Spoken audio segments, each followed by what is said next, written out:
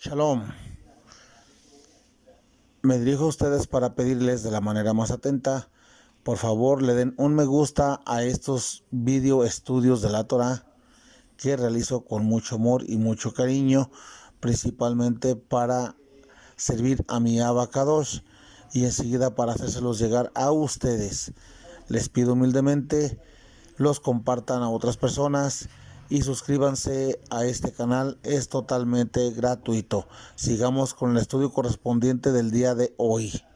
Estudios de la Torá por Moshe ben Abraham. Balak 40, 7, devastador. Números Bamidbar 24, 15, 25, 9. Así que él hizo este pronunciamiento. Él tomó su parábola y dijo, Bilaam el hijo de Beor dice, el hombre que ve, verdad dice. Dijo el que oyó los dichos de Adonai, y el que sabe la ciencia del Altísimo, el que vio la visión del Omnipotente. Caído, más abiertos los ojos. Yo lo veo, pero no ahora. Yo lo contemplo, pero no pronto. Una estrella saldrá de Jacob, un hombre se levantará de Israel, para destrozar los príncipes de Moab y saqueará a todos los hijos de Shet. Y Edom será una herencia, Esaf su enemigo será una herencia a Israel. Israel se portará valientemente, de Jacob se levantará alguien que reinará, y él destruirá de la ciudad a aquel que escapa. Él vio a Amalek, tomó esta parábola y dijo, primera entre las naciones es Amalek, pero su cera perecerá.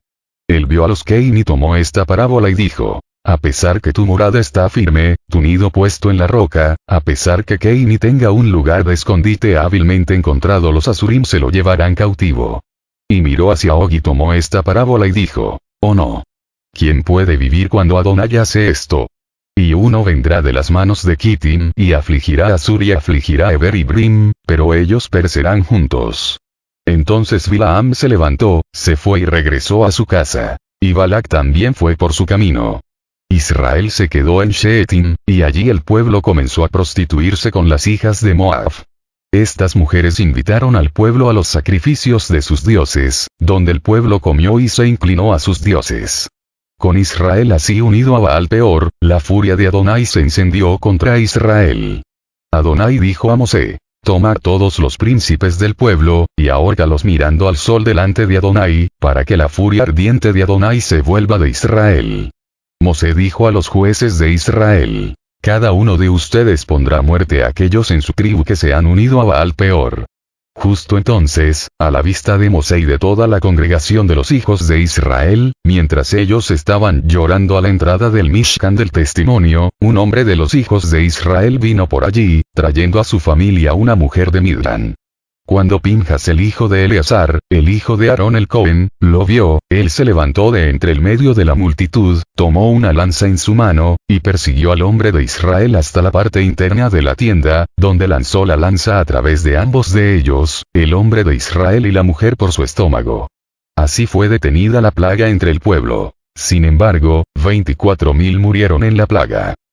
Comentarios, hechos por su servidor. Es posible entonces interpretar que todos estos últimos oráculos de Balaam, bb.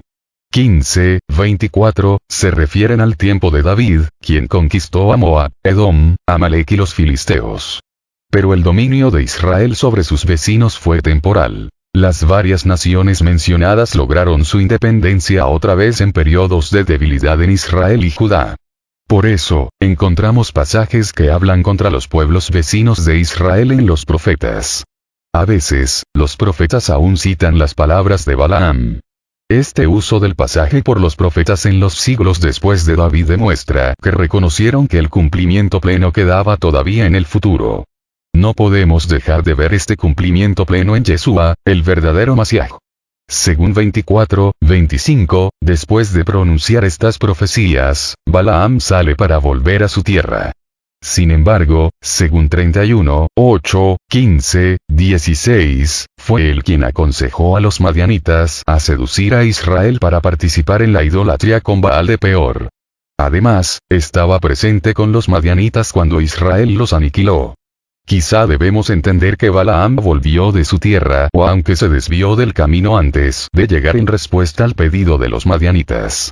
En el monte Sinaí, el pueblo recibió la revelación de la ley y se comprometió en ser el pueblo de Adonai, Éxodo 19, 24. Pero inmediatamente después de estos eventos, Israel cayó en la idolatría y la apostasía por su adoración del becerro de oro, Éxodo 32. Ahora en los campos de Moab, las profecías de Balaam sirven para reafirmar las promesas gloriosas de Elohim a los patriarcas, promesas que están por cumplirse ahora con los descendientes de los patriarcas. Pero una vez más, Israel cae en la idolatría y la apostasía. La yuxtaposición de las revelaciones y promesas gloriosas de Elohim con el pecado vergonzoso del pueblo sirve para enfatizar una vez más la perversidad del hombre y la gracia y paciencia de Elohim. 1. El pecado del pueblo, 25, 1, 5. Apostasía nacional, 25, 1, 3. Estando en Sittim, los israelitas cometen los pecados de fornicación con las hijas de Moab y de Madián, vb. 1, 6, 14, 17, y de idolatría en adorar a Baal de Peor. Baal era un dios de la fecundidad. Su adoración incluía ritos sexuales con prostitutas sagradas para garantizar la fecundidad de la tierra, el ganado y las mujeres. La prostitución del pueblo era entonces tanto literal como espiritual. La idolatría a menudo se llama fornicación o adulterio espiritual en el At, porque así el pueblo no cumple su voto de adorar exclusivamente a Adonai. Al participar en los ritos de Baal, Israel se adhiere a Baal, o se somete a su yugo, quebrantando así el primer mandamiento y, no tendrás dioses ajenos Éxodo 20, 3, y su pacto con Adonai. La ira de Elohim, 25, 3. Como siempre, el pecado del pueblo provoca la ira de Elohim. Ex 32, 7, 10. Los VB 8b y 9 indican que Adonai mandó en el campamento una mortandad que mató a unas 24.000 personas. Un gran número del pueblo debe haber participado en el pecado. Para limpiar al pueblo de su pecado corporativo y parar la mortandad, había que hacer expiación. En este caso, la manera de hacer eso es por un castigo ejemplar de los representantes de todo el pueblo. Por eso, todos los jefes del pueblo quedan bajo la sentencia de muerte. Esto puede indicar que todos los líderes estaban participando activamente en el pecado o por lo menos no estaban usando su autoridad para refrenar al pueblo como debieran haber hecho. El mandato de ahorcarlos a la luz del sol parece indicar que se debían empalar sus cadáveres en una estaca o colgarlos de un árbol. Tal práctica se usaba en el mundo antiguo como una señal de vergüenza especial o en casos de crímenes terribles como una advertencia para que otros no cometieran el mismo pecado.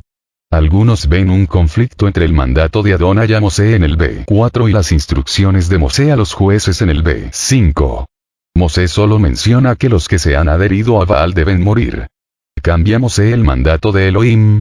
Varios intérpretes creen que sí, y algunos sugieren que esta era la razón por la cual Adonai mandó la mortandad mencionada en los VB 8b y 9. Quizás debemos entender que los que se adhirieron a Baal en el B5 incluyen a todos los jefes condenados en el B4.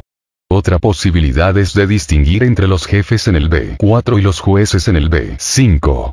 Se sugiere que Mosé mismo ejecutó a los jefes, cumpliendo así las instrucciones divinas en el B4, y que entonces mandó a los jueces del pueblo que mataran a los hombres comunes bajo su responsabilidad que habían participado en los ritos de Baal. Shabbat Shalom. Ros Mosé.